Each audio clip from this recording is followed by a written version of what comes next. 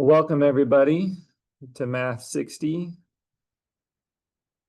This video lecture will cover sections 4.2 and 4.3. And they're somewhat related. So section 4.2 is about combining like terms. And this is going to be usually through addition or subtraction.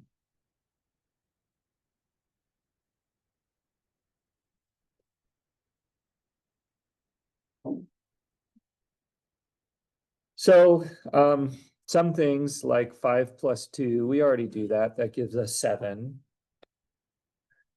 What we haven't done as much of is something like 2x plus x, which of course is just 2 of the x's plus another x, which is 3x. So in particular, when you add variables, you add the coefficients and keep the variable the same.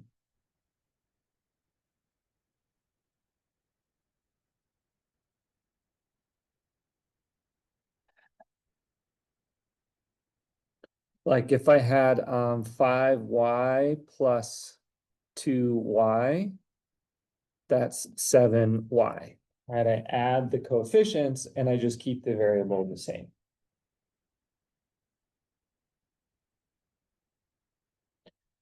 Even if I have some powers in the mix, like if I have 4x squared plus 11x squared, I'm still going to add the coefficients. 4 plus 11 is 15, and the x squared stays as an x squared. So these are our mathematical grammar rules. And now, what do I do if I have something like 5y plus 4x plus 7y minus 2x? Well, you cannot, or you can only combine terms that share the same variable, which actually kind of sounds like our rules for fractions, right? We can only add or subtract fractions if they share the same denominator. Here we can only add or subtract terms if they share the same variable. So two ways to approach this. The way I'm going to recommend, because it's a little simpler than, like when you have minus signs, things can get a little funky. So I'm going to recommend, in general, don't move things around. Just give yourself an indication of what your shared variables are. There's a 5y and a 7y, and a 4x with a minus 2x.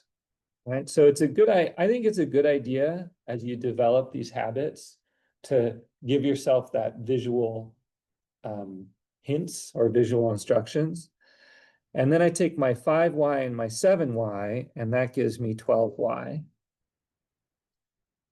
And I take my 4x, subtracting my 2x, and I get a plus 2x. And I'm done because y and x are not the same variable, so I cannot combine them.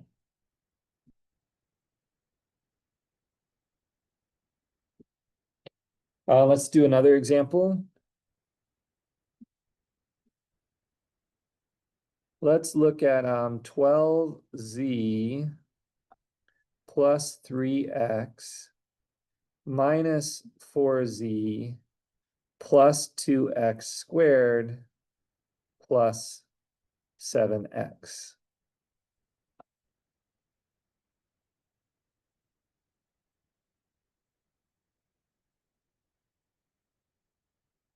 And I'm going to extend that little rule on the right. You can only combine terms that share the same variable with the same power. They also have to share the same power.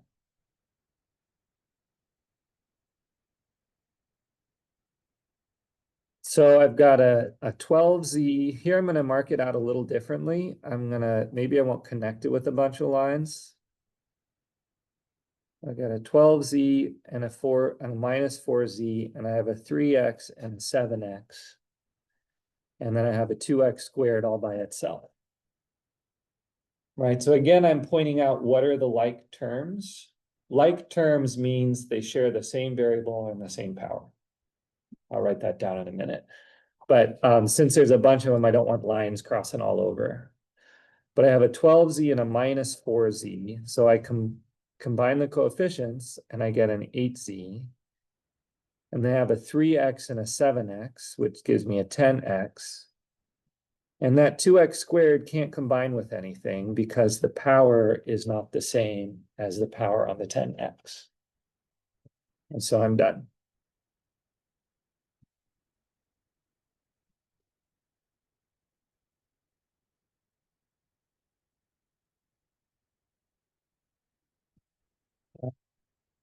Okay, one more example.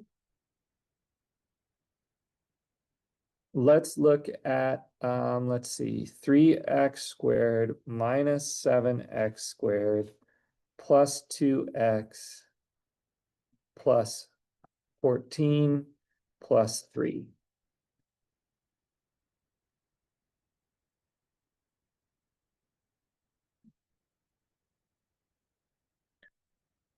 So I've got a couple of x squareds right here, a 2x by itself. And if you have numbers without any coefficients, those are like terms as well. Or sorry, numbers without variables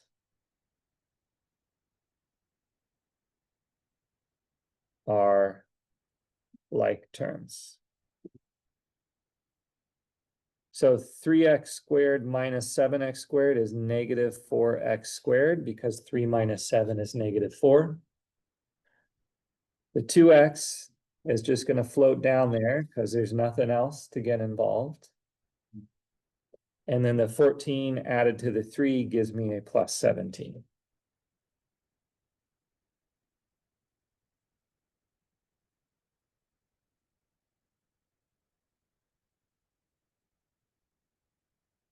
Like terms are, these are our mathematical nouns, which remember are numbers or variables that share the same variable with the same power. Also, numbers without variables are like terms.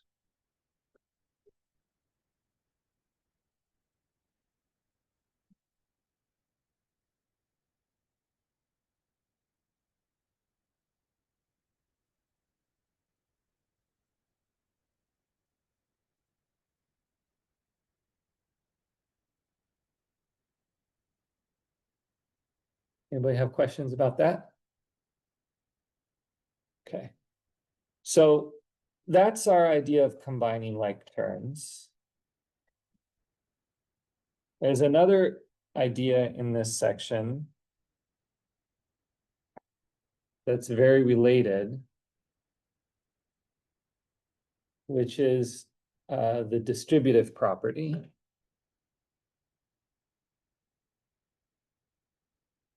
The distributive property of multiplication across addition or subtraction. And feel like we've done some of this before, but maybe we haven't been really specific about it. So let's look at an example. Let's take 3 times, I'm going to open a parentheses, 5 plus 2. And we're going to evaluate it, right? So we're going to determine what that equals. So what's my first step? Yeah, I'm going to use PEMDAS. And I'm going to add the 5 to the 2 and I get 7. So 3 times 7 is 21. But I actually have another option, which I could take my 3 times 5 plus 2, and I could say that's 3 times 5 plus 3 times 2. I have distributed the multiplication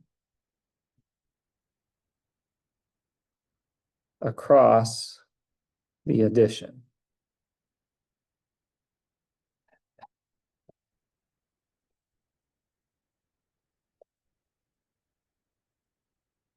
Three times a quantity 5 plus 2. The way I show it often, and here's a place where it might work well to watch math as a video as opposed to a picture, is the 3 multiplies by the 5 and the 3 multiplies by the 2.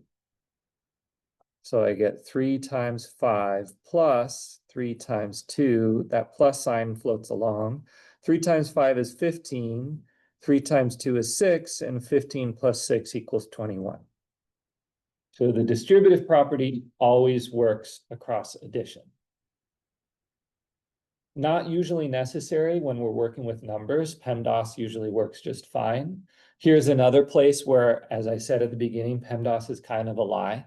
And we don't have to do what's in the parentheses first. We could go a completely different route.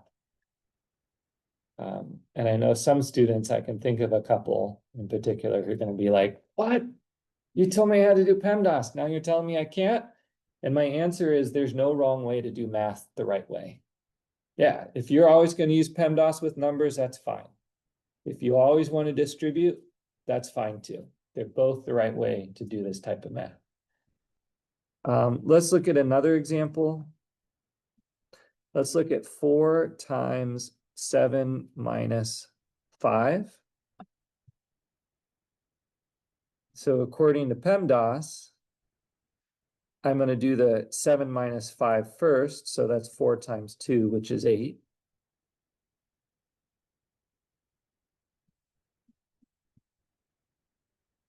But if I choose to distribute,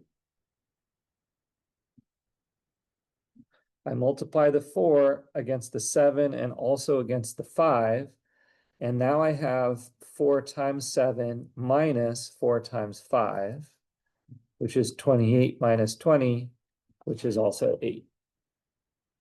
So you can distribute across subtraction as well.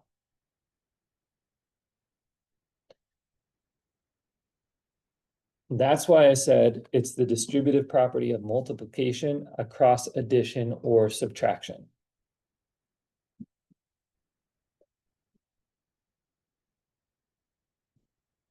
You cannot distribute across multiplication or division. The distributive property distributes multiplication across addition or subtraction, but that's it. And here's my example. Let me do 2 times 5 times 3. According to PEMDAS, which we know is true, that's 2 times 15, which is 30.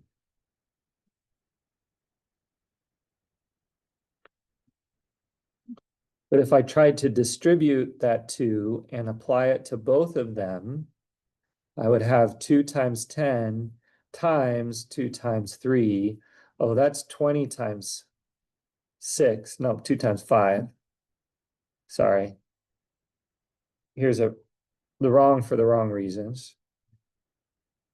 All right, if I try to take 2 times 5 times 3, and I distributed that, I would have 2 times 5 times 2 times 3, but that's 10 times 6, which is 60.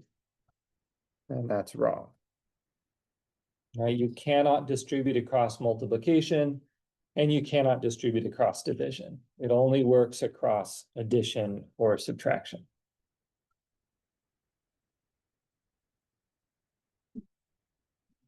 Box.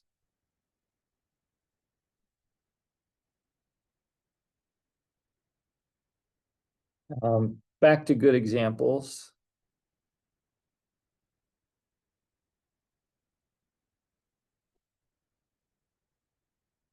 Things get a lot more challenging when your multiplication is a negative.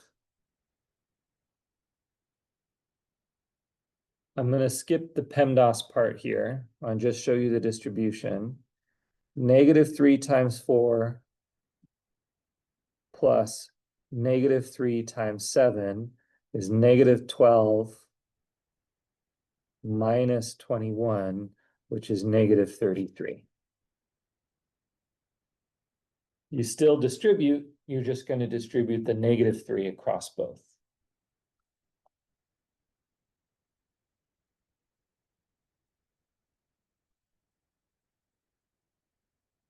This is one of the hardest ones. Negative 7 minus 5.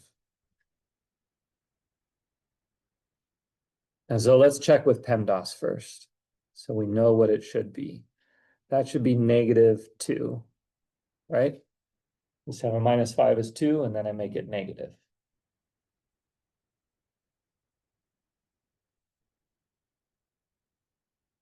So what am I really doing when I put that negative sign out front? I'm saying it's negative 1 times 7 minus 5. And I distribute that negative 1 to both of them. I get negative 1 times 7, and then I have a minus negative 1 times 5.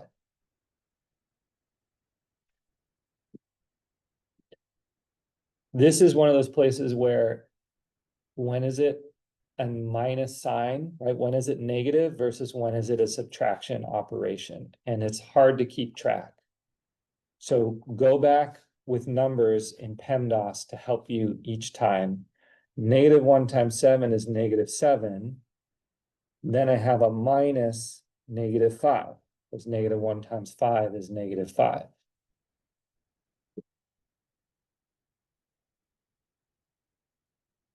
Which is negative 7 plus 5, because when you subtract a negative, you're adding the positive, which is negative 2.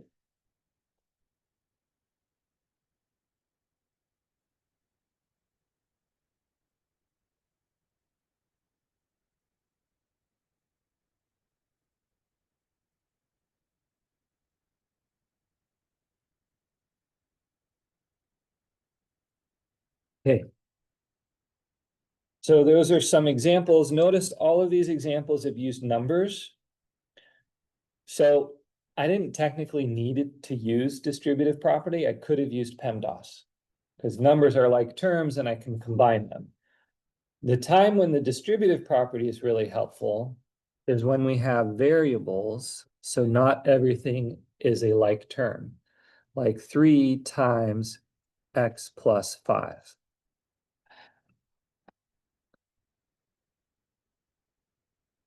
PEMDAS does not work because x and 5 are not like terms. So I can't combine them. X plus 5 is always x plus 5. It's not 5x, that would be x times 5.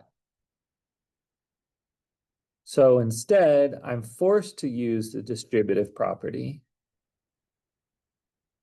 if I want to change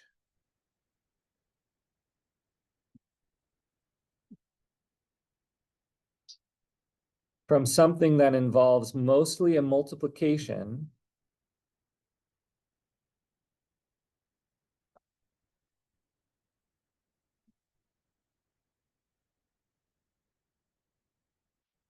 the primary operation in 3 times x plus 5, I think of as that multiplication of the 3 times.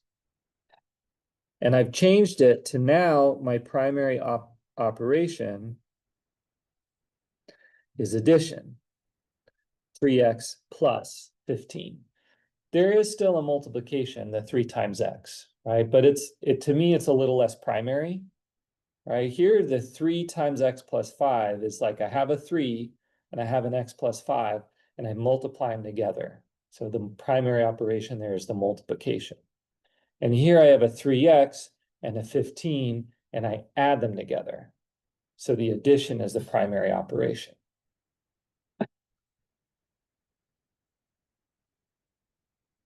That should say distributing. Distributing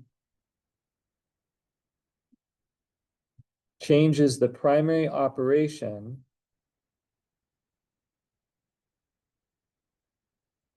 from multiplication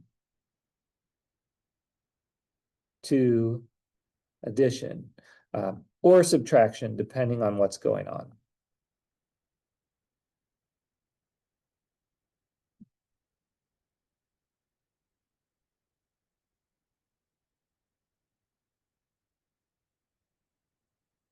Look at another example, -7 times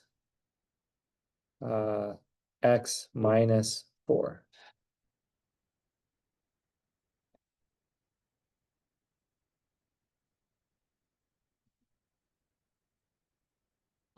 Primary operation here is I'm going to think of as the multiplication because I have a -7 and I have x minus 4 and I multiply them together. So I'm going to distribute the -7 to the x and the -7 to the 4, and I get -7 times x minus -7 times 4. And again, we have to keep track of our minus signs. This is the most challenging thing with distribution, is when you float a lot of negative signs, keeping track of everything.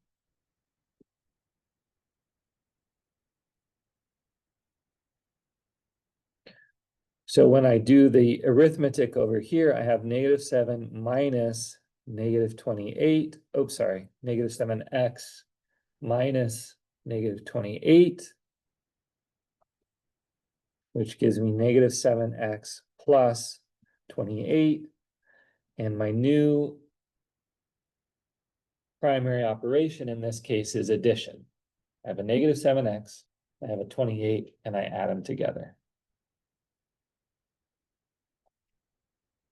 Now, the good news is, well, the challenge is when you have negatives. The good news is you're going to have plenty of homework to practice that. And if you get the minus signs wrong, you're going to go back and you practice it again and again and again. And also, I'm here to help. So let me do another example. This time, I'm going to do 2x times x minus 3. My primary operation here is multiplication. And so I will distribute. I'm rewriting it just so that the distribution part doesn't cover up the original.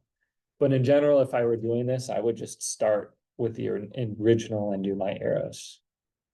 And I have 2x times x minus 2x times 3. 2x times x is 2x squared. 2x times 3 is 6, so I have 2x squared minus 6x. And I'm done. And now my primary operation is the subtraction instead of the multiplication.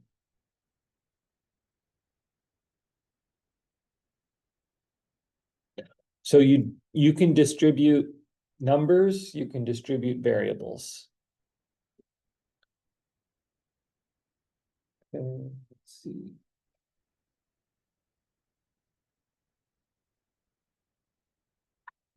Anything else hidden in here?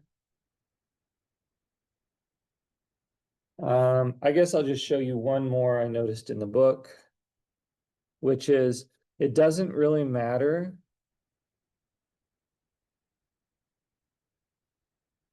whether your parentheses term comes first or whether your solo term comes first.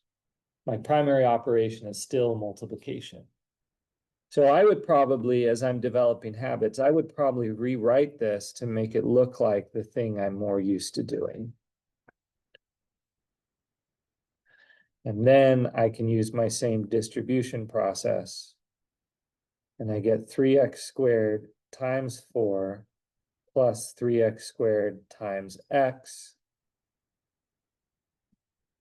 3 times 4 gives me the 12, and the x squared is still there. And then 3x squared times x gives me 3x cubed, because now there are 3 x's all multiplied together.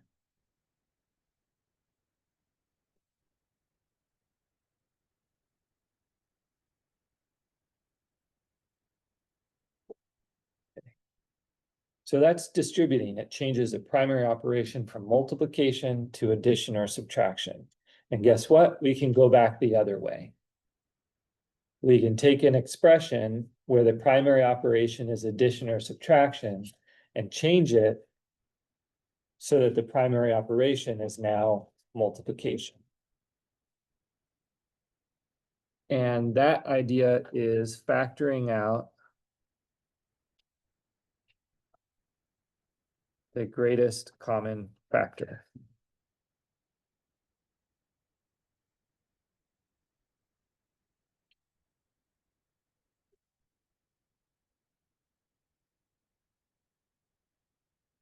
What it does is it changes the primary operation from addition or subtraction to multiplication.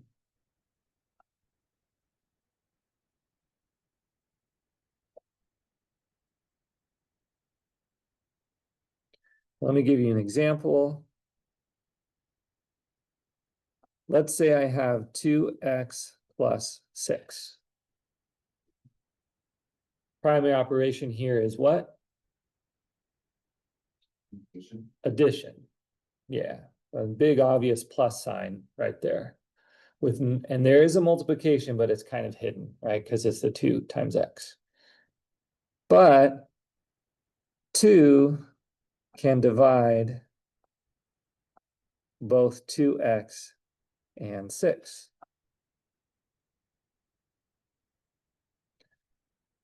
Two x plus 6 I could write as 2 times x plus 2 times 3.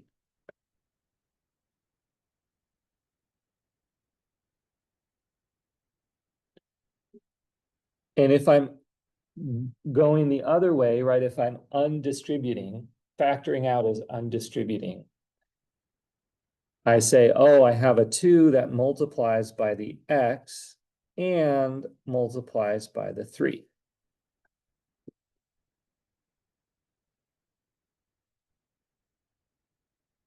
And I went from my primary operation to be addition, and now my primary operation is multiplication.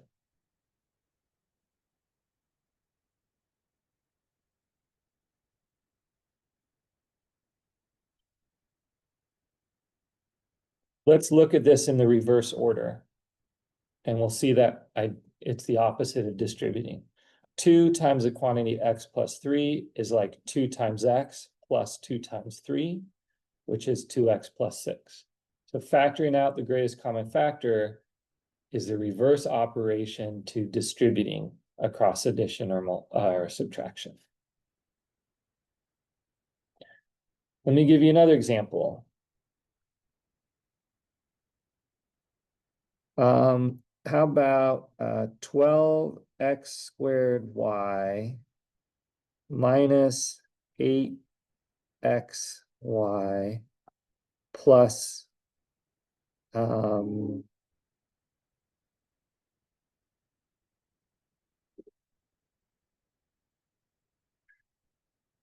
$20 x y squared. And we want to factor out the GCF. And so notice my primary operations are the additions and the subtractions. There's certainly multiplications involved, but I'm seeing these as different terms that are added or subtracted together as a primary operation. So the key here is to use the factoring skills we already built. 12x squared y, specifically primes. This is one reason I spend a lot of time on primes earlier on, is if I want to factor out the greatest common factor, what I'm looking for is all the shared primes. 12 I know is 2 times 2 times 3. And then I have x squared, so that's times x times x. And then I have a y, so that's times a y.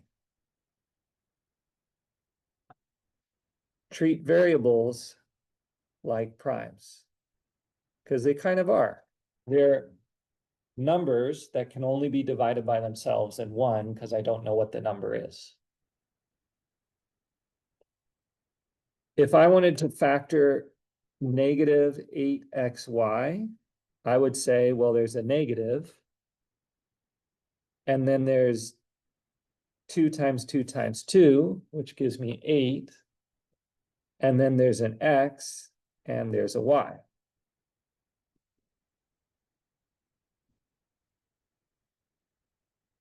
And then I have a plus 20xy squared. And so I'm going to find the prime factorization of 20. 20 is 4 times 5, which is 2 times 2 times 5. And then I have an x, and I have a y squared, which is multiplying by y 2 times.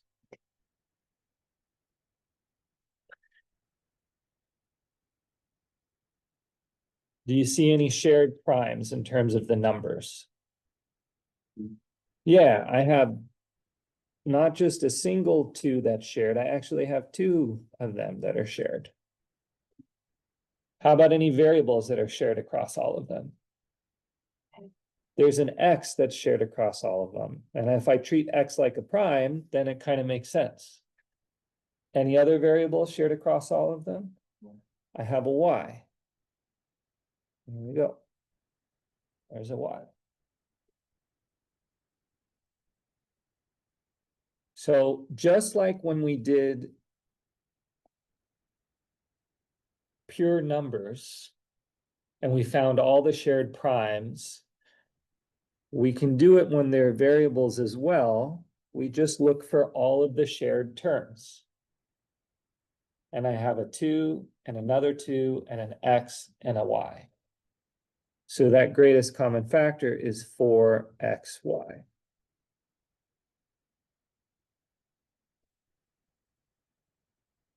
There's another step though. I have to also find the leftovers. This is all the pieces in each term that are not shared. So I'm going to rewrite this just so that if you go back and look at it later, it's not just like all there in your face. So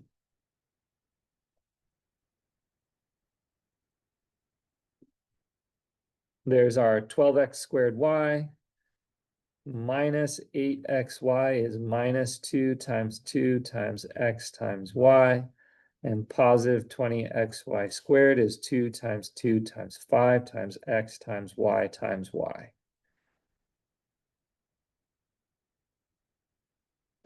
And then I'm finding my shared terms. there's a 2, there's a 2, there's an X, there's a Y.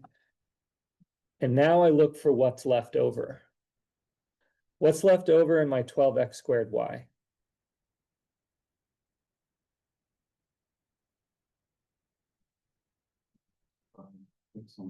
There's a 3 and there's an X. Right? It's the terms that aren't part of, that's the pieces that aren't shared. So my leftover here is 3x. This one's a little tricky. What's my leftover from my, oh, I missed a 2. There we go. What's my leftovers from the minus 8xy? It's a 2, but it's also the negative, right? So it's actually a negative 2. And what's my leftover from the 20xy squared? 5y.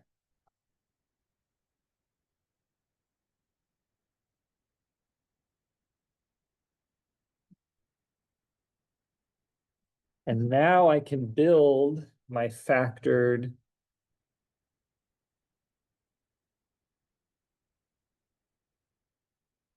it's called a factored form. I start with my GCF and I multiply it by my leftovers. What was my greatest common factor? It's here on the page.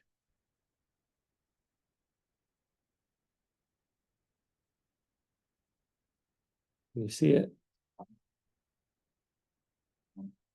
4xy, because x and y are numbers. I don't know what they are, but they're part of it, right? The greatest common factor is all the pieces that are shared multiplied together, whether or not those pieces are numbers or variables.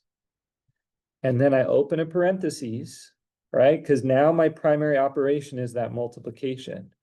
And what I put in the parentheses are my leftovers. The first leftover is 3x, the second leftover is minus 2, and the last leftover is plus 5y. This is definitely, right, this is a slow process.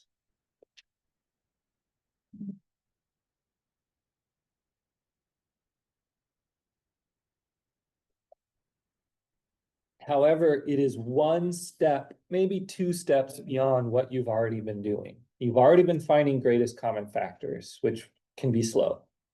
Now, the difference is we include variables and we find leftovers.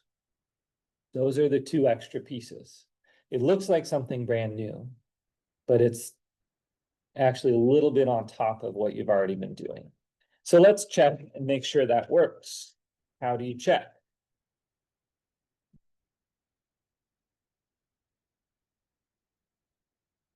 So I started with 12x squared y minus, I think my pen's died.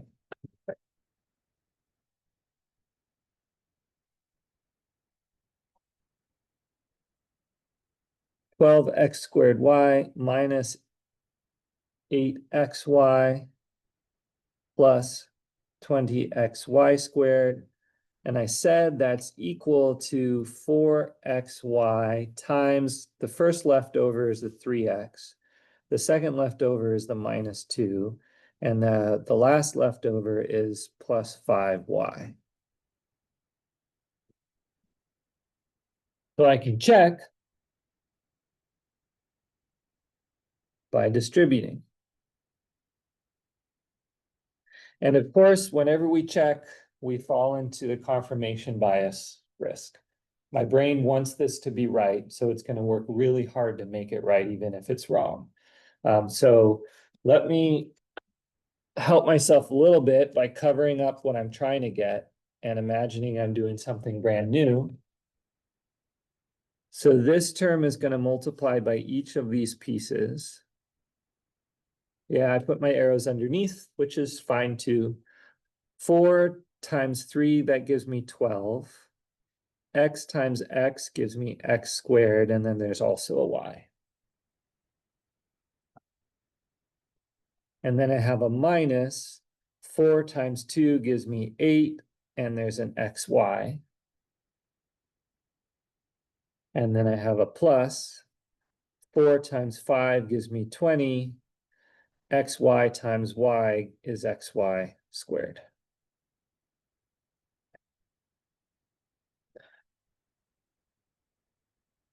Distributing is one of the most common things you do in mathematics, actually. Because a lot of the times we want to change from a multiplication primary to an addition and subtraction primary. So it's one of those skills that I want you to practice a lot with numbers and with variables, with positives, with negatives, because it comes up again and again. Did I get it right? Looks the same. So, okay, I think I got my greatest common factor correct. Factoring is also one of the things we do a lot. Okay. Let's see.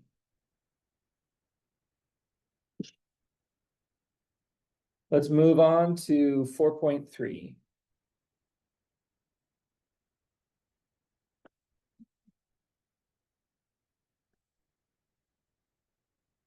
Which is algebraic fractions. And remember, algebraic just means it has variables. It's no longer just numbers. So let me give you a couple of examples of algebraic fractions. X over 3, that's an algebraic fraction. It's a fraction where at least one of the pieces is a variable. Minus 7 over x, that's fine. The variable is in the denominator. Nothing wrong with that.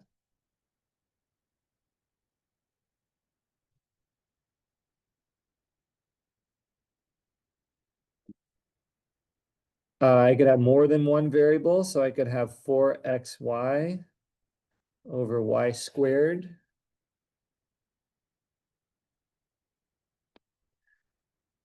So far, there hasn't been any addition or subtraction, but there can be. I could have x plus 1 over 2x, something like that.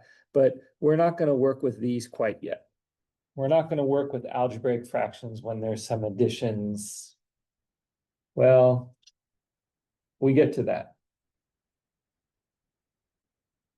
Yeah, no, I guess we will. Okay.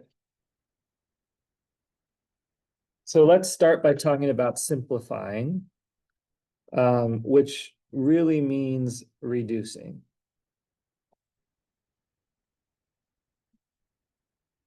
Recall, if I have something like 8 over 12, I say, well, 8 can be divided by 4, and 12 can be divided by 4. So I can reduce and just get 2/3.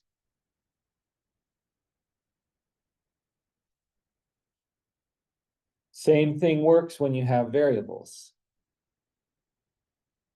If I have 7x over 5x, well, there's an x in the top and an x in the bottom, and those cancel. It just leaves me with 7 over 5. You can cancel variables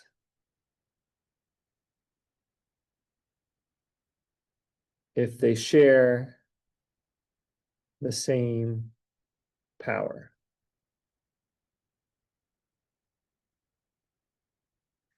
How about 15x squared over 25x squared? Well, 15 I can write as 3 times 5, and I still have that x squared. And 25 I can write as 5 times 5, and I still have that x squared. And the 5's cancel, and so do the x squareds, and it's the same fraction as 3 over 5. So you can reduce variables just like you can reduce numbers. What if I have something like 4x over 7y? Can I cancel the x and y? Nope. Because x and y are not the same variable. You can think of them as different primes, right? It's like the x is like a 3 and the y is like a 5. Can't cancel those. Because we don't know what x is, we don't know what y is, so there's no way to do that cancellation. What about 4x squared over 9x? Well, in this case, I'm going to actually write out what that x squared means, which is x times x. And now I do have an x in the top and the bottom with the same power, and those cancel. So I'm going to get 4x over 9. So you can reduce a fraction by canceling out variables if they share the same power. And when you have a bigger power in the top than the bottom, you're just going to cancel some of it. Yeah. So when it comes to the word simplify, you're just simplifying that, you're not solving for it. In this case, yeah, I'm just saying if I want to write 8 over 12 as a reduced fraction, if I want to write 15x squared over 25x squared as a reduced fraction, it's 3 over 5. I'm not trying to figure out what I think x is. I'm just trying to write it in a simpler way, in a more reduced way. Yep. Yeah. Of course, everything we do here prepares us to solve. And generally, I would rather solve something like this, 4x over 9, than 4x squared over 9x, right, for a specific value of x. So reducing makes our job simpler when we solve. But right now, we're not solving, we're just reducing. Okay. How about something, let's see, let's look at something real complicated. Let's look at 36x to the power 3, y to the power 2, divided by, I use 12, 18, 24, x squared, y to the 5th in the bottom.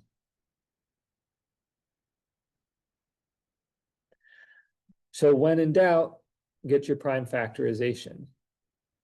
36x cubed y squared. 36 is, let's see, it's 2 times 2 times 3 times 3. And I can do that without a lot of time, but that's because I'm lecturing. I expect that'll take you probably longer, and that's okay. And then I have 3 x's times x times x times x, and 2 y's times y times y. And then 24x squared y to the 5th. 24 is 2 times 2 times 2 times 3. And then I have 2 x's and 5 y's. And because I'm dividing, I cancel. And in fact, I can put a division sign right here.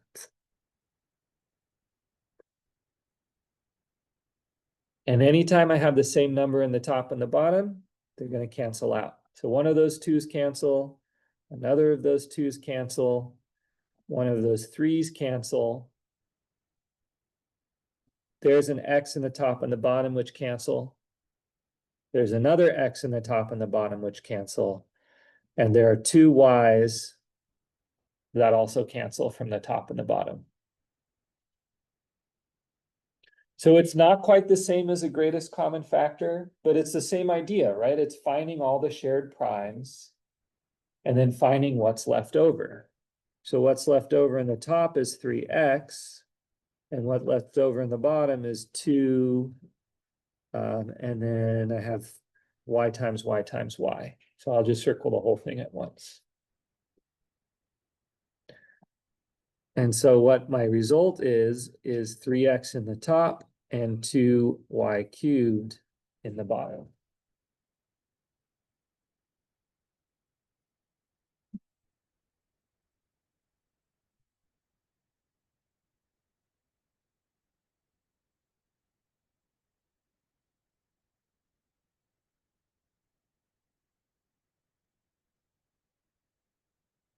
And a quick check of my original tells me if it makes sense.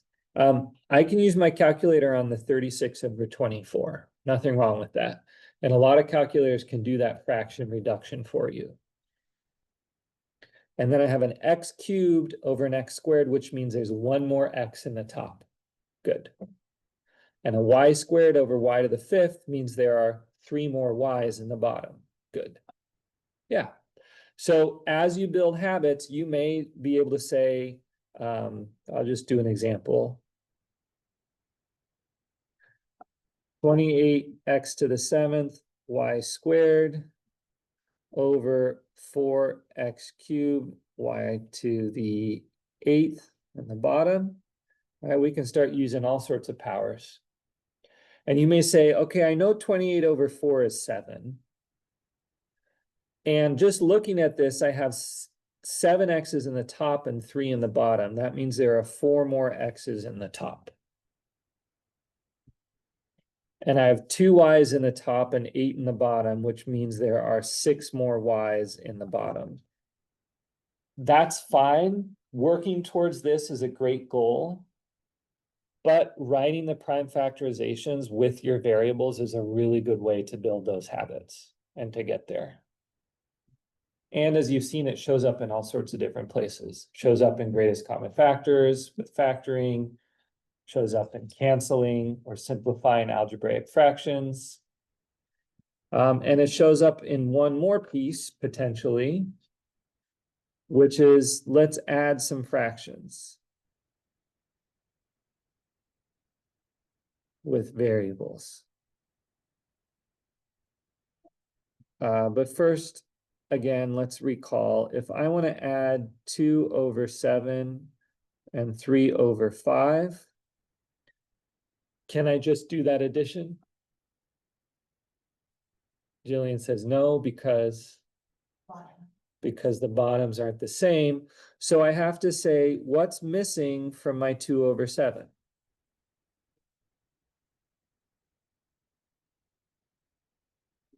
What's missing from the 2? What was that? A 5. And what was missing from my 3 over 5? The 7 over 7. So I get 2 times 5, which is 10 over 35, and 3 times 7, which is 21 over 35. And now that they have the same denominator, I can add the numerator and put them over that denominator, and I get 31 over 35. No shared primes because 31 is prime, so I'm done. All right, let's do that with variables. Let's look at x over 3 plus, how about y over 2? Can I just add those together? I can't because the denominators are different. Not a problem that the numerators are different. They're usually going to be different, but it's the denominators. So what's missing from the x over 3? A 2. 2 over 2. And what's missing from the y over 2? A 3 over 3. And so now I multiply them together and I get 2x over 6 plus 3y over 6. I switched the order, but that's pretty typical, right? We usually put the number in front of the variable. X times 2 is 2x. Y times 3 is 3y. Now I can add them together, 2x plus 3y all over 6. Can I combine the 2x and the 3y?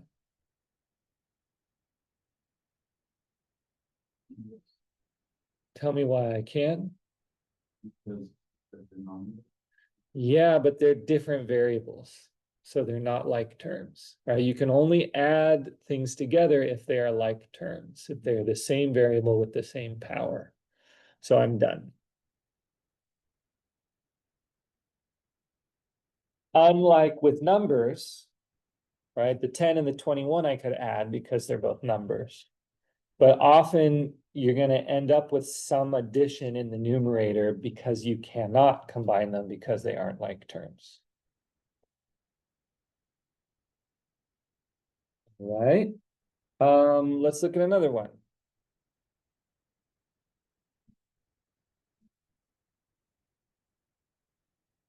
This time, let's do 7 over x plus 5 over 3.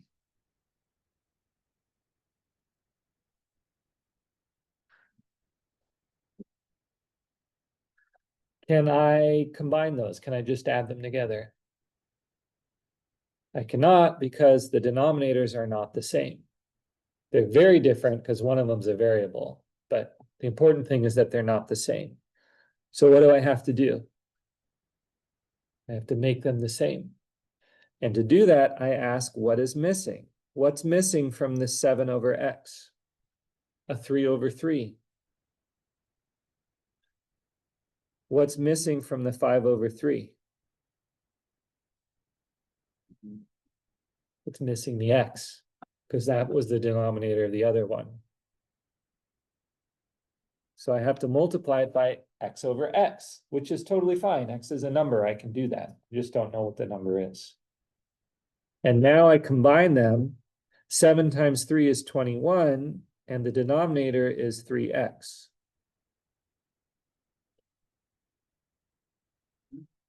Five times x, 5x.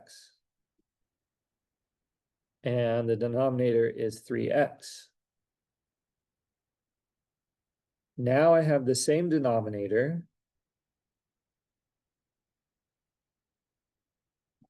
And I can combine them.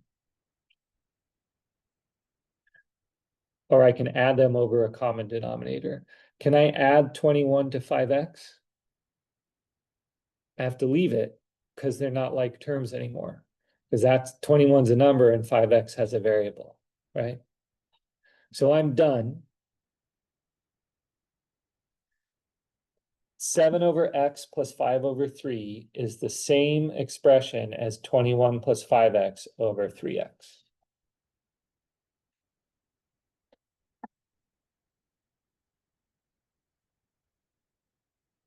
I would say that the primary operation at the beginning is the addition. And I would say the primary operation at the end is the division. So basically what I've done is kind of similar to the distribution thing, is I've changed from addition to be my primary operation to division being my primary operation. It's just another way to look at it. This part of our class is very much practicing how to change one expression to another one, right? Just looking at it a different way. Because sometimes it's easier to deal with primary operation as addition. Sometimes it's easier to deal with primary operation as division. And so you need to be able to go back and forth. I want to give you a warning. You cannot cancel variables from the denominator if that variable is not in each term in the numerator. And I know that's a bunch of words. I'm going to give you an example, but I'll let you write that down.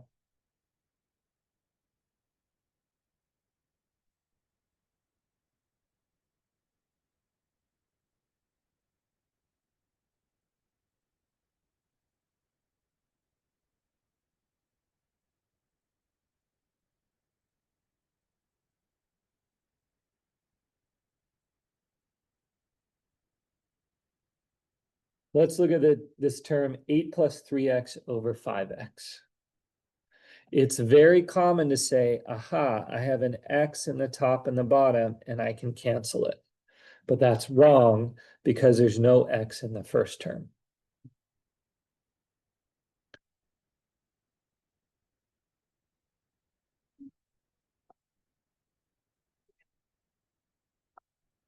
This is a pretty common mistake, and so I wanted to point it out.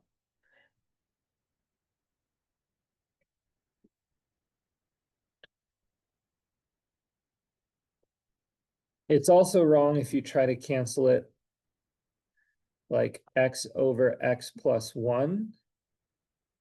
And you say, aha, there's an X in the top and an X in the bottom. That's also wrong.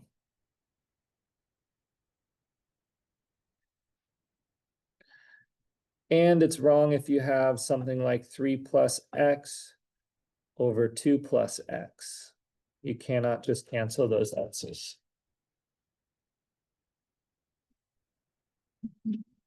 You cannot cancel variables from the denominator if that variable is not in each term in the numerator, and vice versa.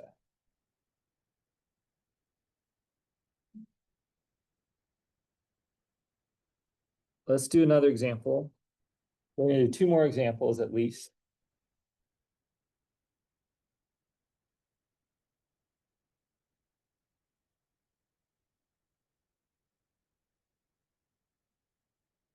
Let's do, let's see, 7 over X minus 5 over Y.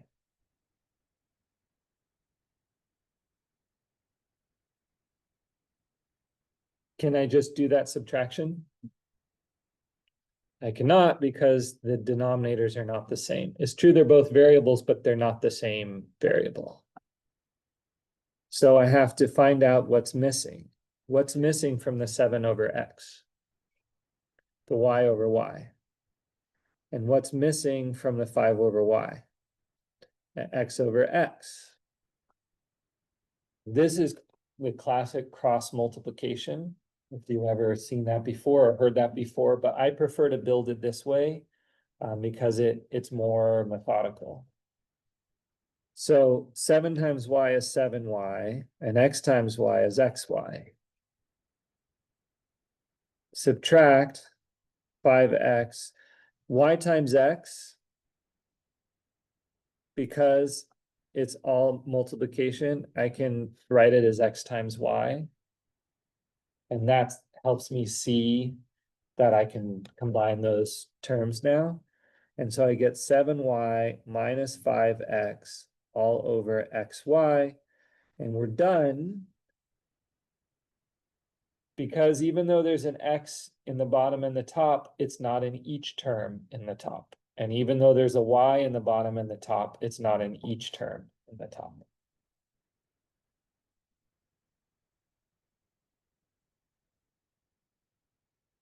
All right, let's do another example. Let's see. Okay, here's a super simple example. 13 over X plus 6X over X. Can I just combine those? Yeah. So yes, in this case, I can combine them because the denominators are the same.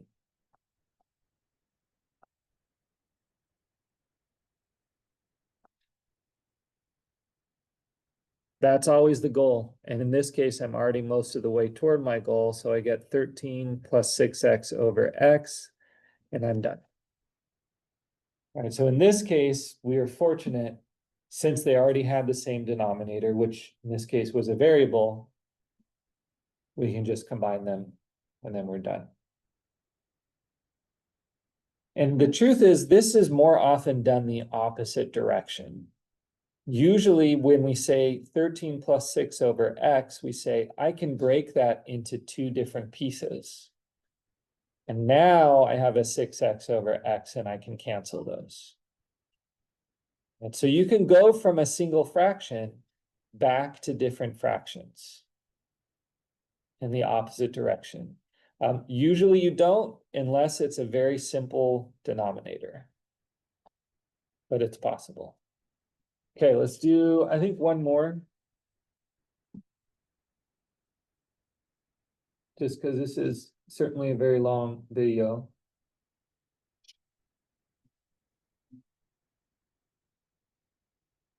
All right. This one's gonna take a whole bunch of different skills altogether. 7/8x plus, let's see, x over 30.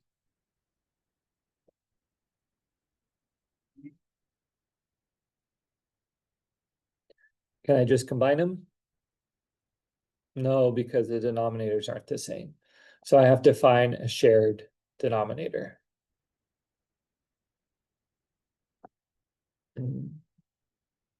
Yeah. So let's take this in two parts. Let's look for the greatest common factor of the numbers in the denominator. So I want, oh, sorry, not greatest common factor, least common multiple. All right, 8 and 30. 8, 16, 24, 32, 40. Not there yet. 48, 56, 64, 72,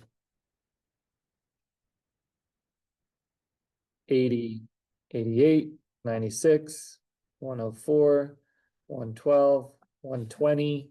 That's going to get me there because now 30, 60, 90, 120. All right, so it's in this case, to have it as much reduced as possible, we can't just do the 8x and the 30, right? We have to look for that least common multiple.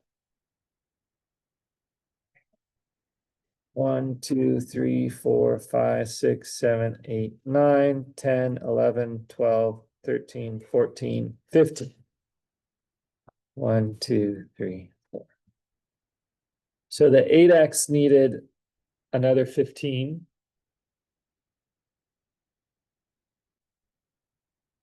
That's what's missing there. 8x is missing at 15.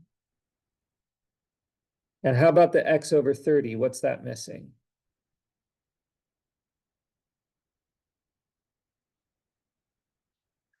A 4 times x, because I also need an x. So we looked for the least common multiple of the numbers in the denominator, but we also took into account the variable that was missing in the denominator.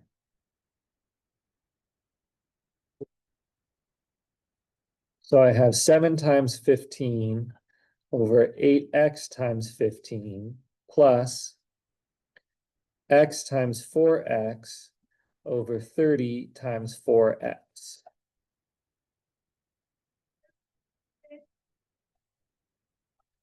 Seven times 15 is 105. And then I should have 120x in the bottom because that's how I built it. X times 4x is 4x squared with 120x in the bottom. And so I can add those together, and now I can add the numerators and put them over the common denominator. And I'm done because 105 and 4x squared cannot be combined because they're not like terms.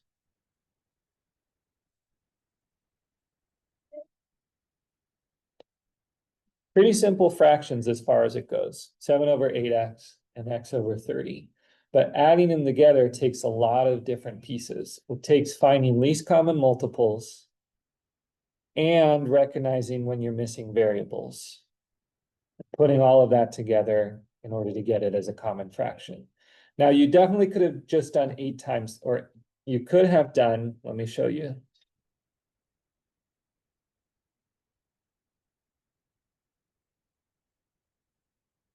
You could have said, that's too much effort with the least common multiple. I'm just gonna look for what's missing. Or, yeah, and so I can do 30 over 30 for the first one. And I can do 8x over 8x for the second one. That's okay, it's mathematically correct. And then I have 7 times 30, which is 210. And 8x times 30 is 240x. And then x times 8x is 8x squared, and 30 times 8x is 240x.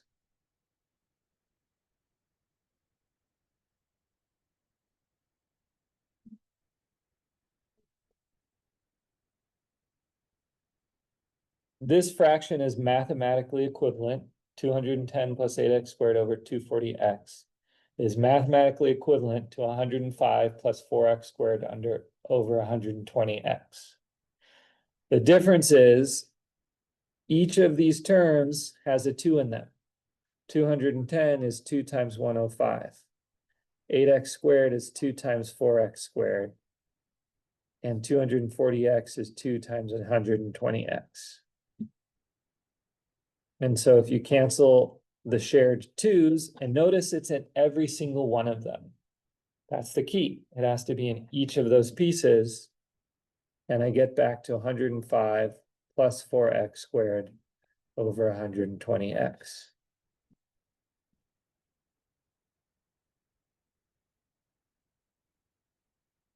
If we were working with sheer numbers, most calculators can take a fraction like 210 over 240 and reduce it like that.